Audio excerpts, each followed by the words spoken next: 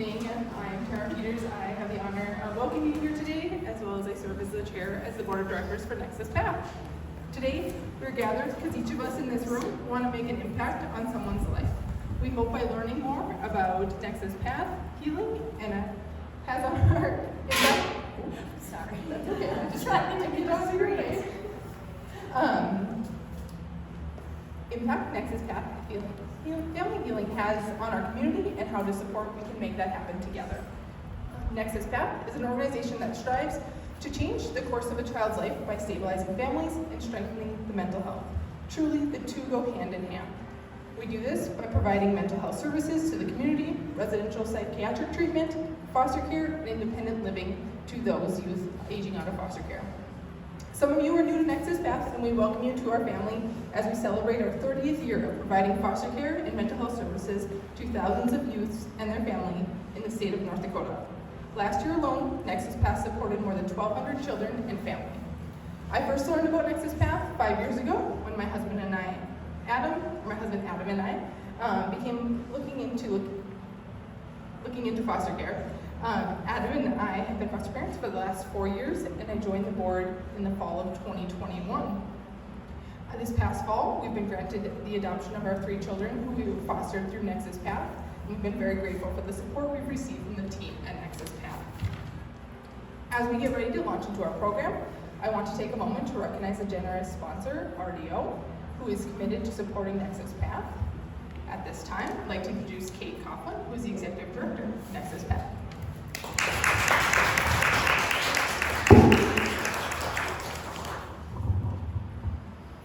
Can I just try this without the microphone? Yes. Can you guys hear me? Yes. We're good? Great. I gotta find my spot. Hey. Good evening. Thanks for coming tonight. Like Tamara said, my name is Kate Coughlin. I'm the Executive Director at Nexus Path Family Healing.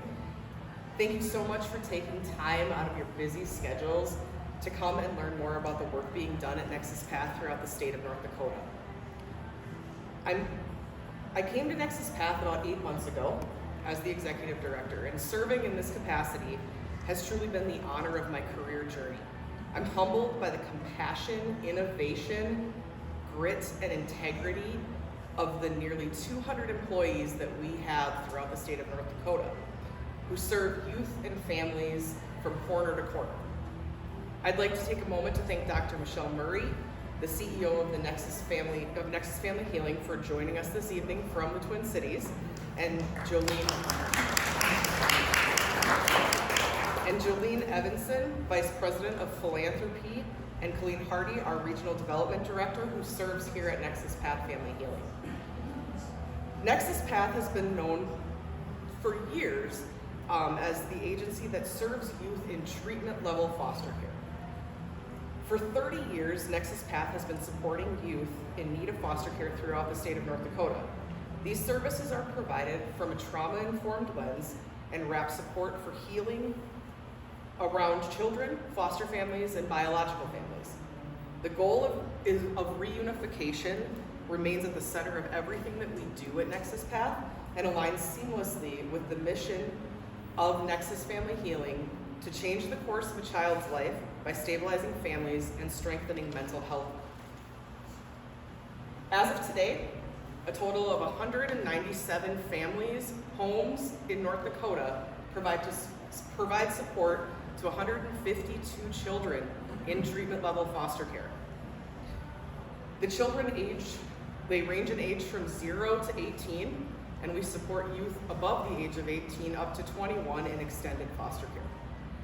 Nexus Path remains a cornerstone partner for the state of North Dakota in the child welfare system and will continue to do so into the future. Our ability to support families and help children with mental health needs navigate healing sets us apart as a premier provider of support and service. As we move into the future, Nexus Path continues to be a leader in best practice and innovation. Recently, we have begun working alongside the state of North Dakota to enhance the treatment component of our foster care system. We hope to provide full wraparound level care inclusive of in-home mental health support in-home skills integration, and case management, as well as support to biological families and permanency home options for children, so that we can help to ensure that all children throughout North Dakota that are in our care are able to thrive and live their most abundant lives.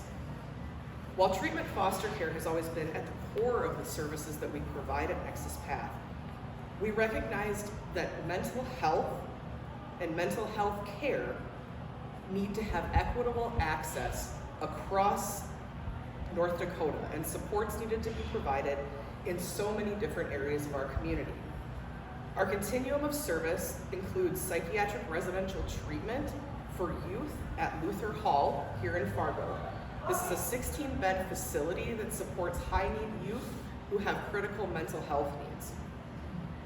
We have outpatient mental health clinics in Minot, Bismarck, and in Fargo. We have school-based therapy and case management services, including family support and intensive in-home work with families in Minot, Mandan, Fargo, West Fargo, Wahpeton, Devils Lake, and Central Cass school districts. Supported independent living services for youth ages 18 to 21, which you're going to hear about shortly from Brooke, our Director of Independent Living Services. We have administration of the federal Chafee grant for the state of North Dakota. And most recently, we've entered into a partnership with the Fargo Public School District to open the first of its kind non-public school to provide mental health care services at Explorer Academy, a high-needs school in the Fargo district. As we look to the future, Nexus Path desires to strengthen our community partnerships and relationships to grow our services in meaningful ways that allow increased equitable access to mental health services, both in thriving communities such as Fargo, as well as in rural communities that are often considered to be mental health deserts. We desire to fill the gap in the mental health continuum throughout the state of North Dakota. Again, welcome, thank you for being here. I personally appreciate you coming to hear more about the impact that Nexus Path is having in North Dakota and throughout the state. Your friendship to this organization, through your gifts of time, talent, and treasure, make all the difference in the world to so many children and to so many families. I'd like to introduce Brooke Biederstedt, Director of Independent Living Services, and Olivia, a client from Nexus Path's Supervised Independent Living Program, to show the impact of the program and the impact that it's had on Olivia's life.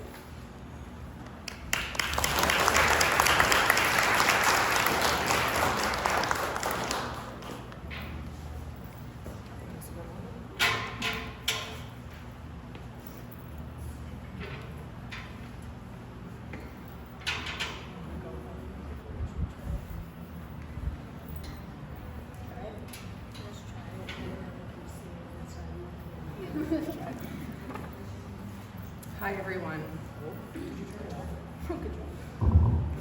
Okay, hi, everyone.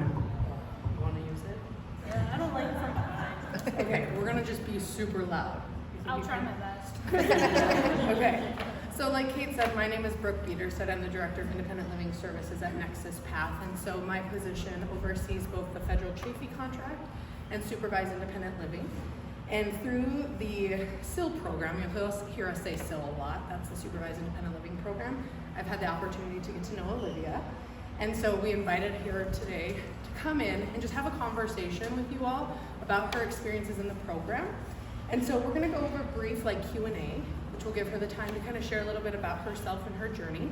And then Olivia and I will be here for the remainder of the event. So if you have any questions for Olivia or myself, feel free to approach us afterwards and we'll be happy to answer them. Ready? Okay, so Olivia, introduce yourself, tell us a little bit about who you are, and kind of explain your foster care journey, what makes it unique for you. So my name's Olivia Ball. Can you guys hear me okay? Okay. My name's Olivia Ball and I currently live in Fargo, North Dakota. I'm a current college student. And I started my foster care journey in kinship with my biological grandfather. And then I got placed into my first PATH foster home, and then I got placed temporarily into another home, and then I got placed into my last home where I eventually got adopted by my mom right there in the green.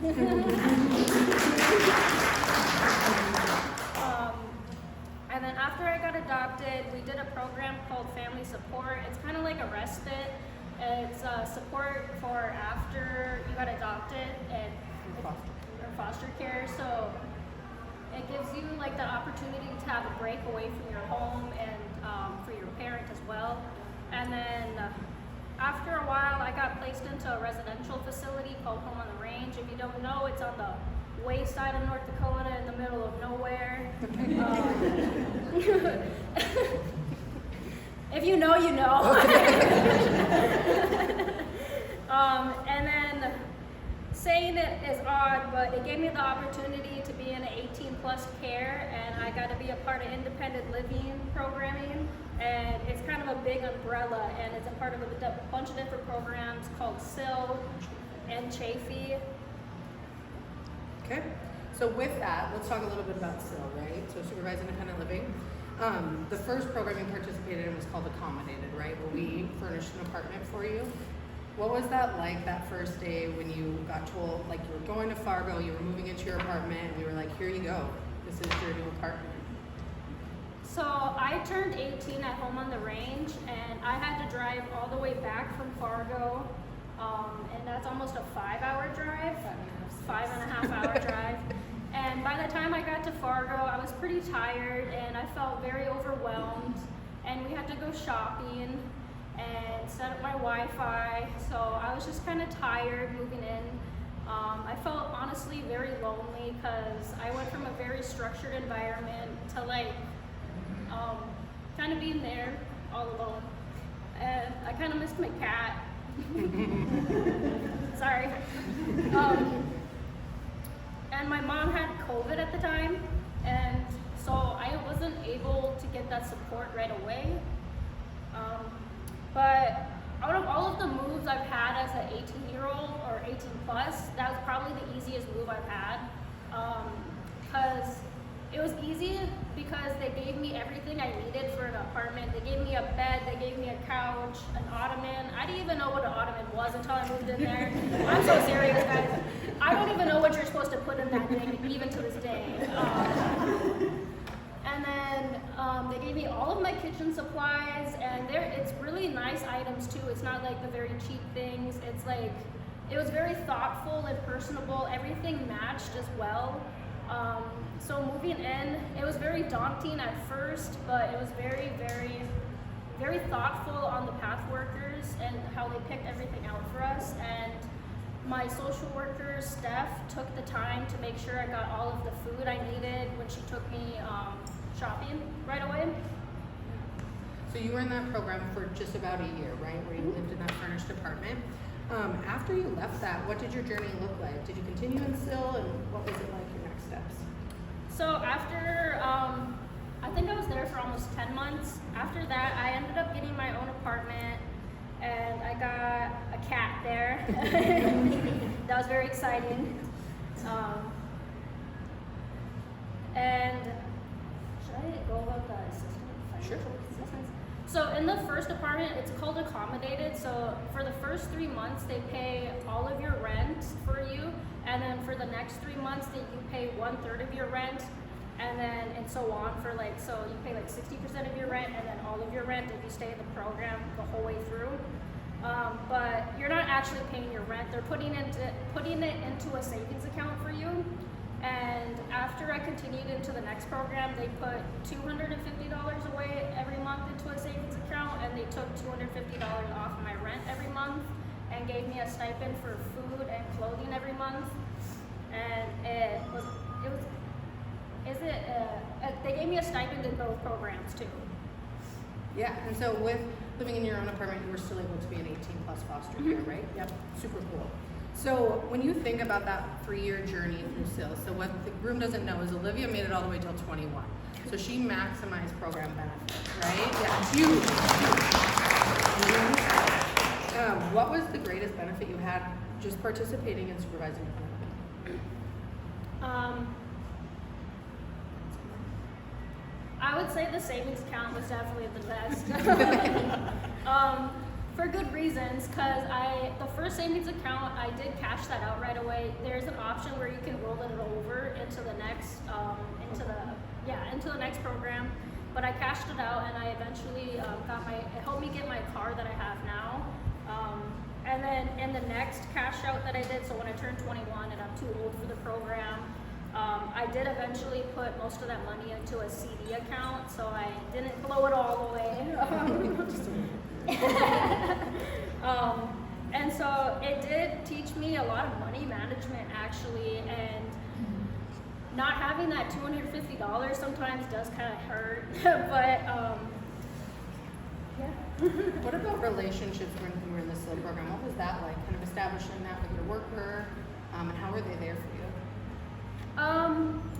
They always joked that I was the one kid that didn't need a lot of help, and so they kind of made issues or would like text me all the time and ask if I needed help.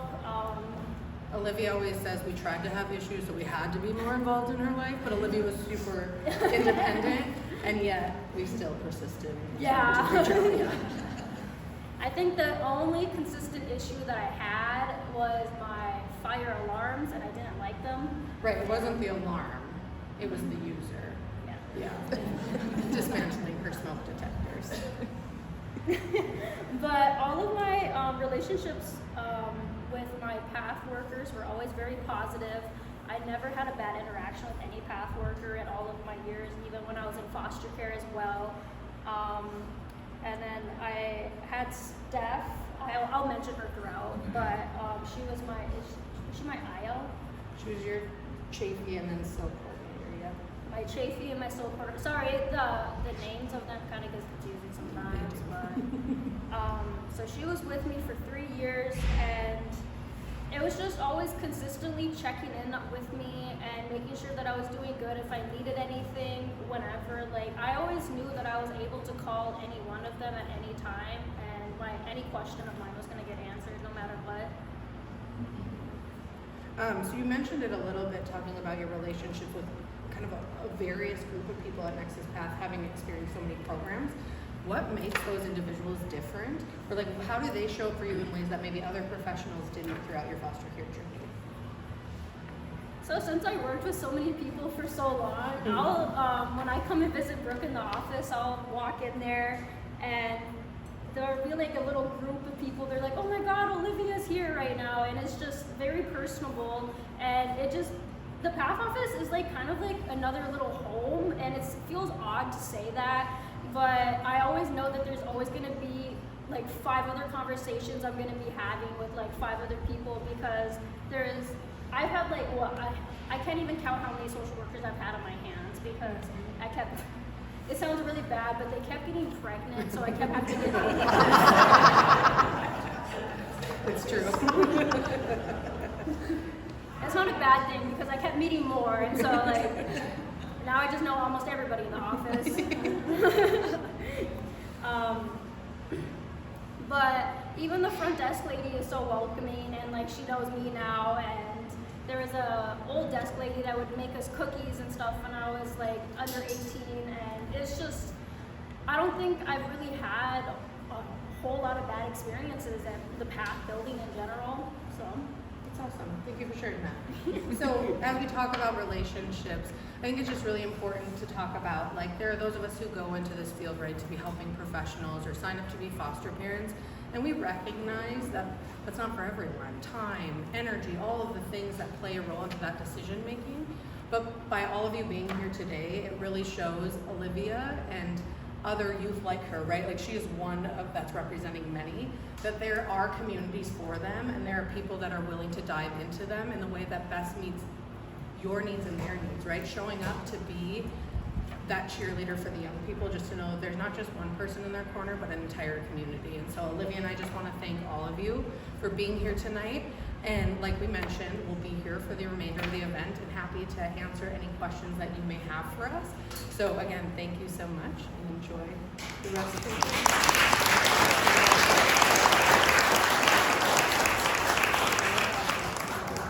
All right, thank you, Brooke and Olivia, for your willingness to share your story with us tonight.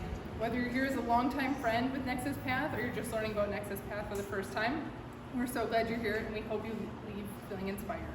Our belief is simple. Nexus Path believes that every child should have access to mental health services where they need it most, whether it's in their homes, at school, or within their community. We know we are a critical part of this access. We are steadfast in the mission to ensure remaining viable services in the continuum of care that youth need for their critical mental health needs. Nexus Path Board and staff are committed to providing the care and resources to restore hope and reshape the futures of children who are struggling with their mental health. And with your support, or with the support of the amazing community, we are committed to providing enhanced programming, which we look forward to sharing more about in the upcoming year. So where do we go from here? Sharing this story. Please tell others about Nexus Path and what has inspired you. Talk with our legislators, or let people know who represent you're noticing the issues and you consider it a priority. 1 in 4 people are affected by mental health issues, making it likely that you know somebody who's affected by a mental health concern.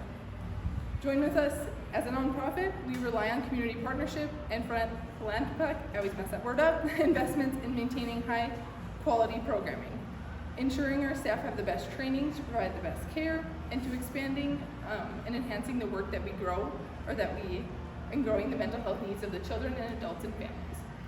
We welcome the opportunity to talk with you and about how you and your organization can be involved with our work. Please reach out with any questions. In addition to Kate, several of the staff are here tonight and happy to talk. You can subscribe to the newsletter or on social media, take a tour, find out more on what's happening in the communities and how Nexus Path is responding. Please take a koozie with you as a gift for attending. We hope that you stick around, grab another drink and some food. The Nexus Path staff are here and happy to share more about the organization. Someone from the team will also reach out to you within the upcoming days to answer any questions and gather any feedback. Thank you so much for coming tonight.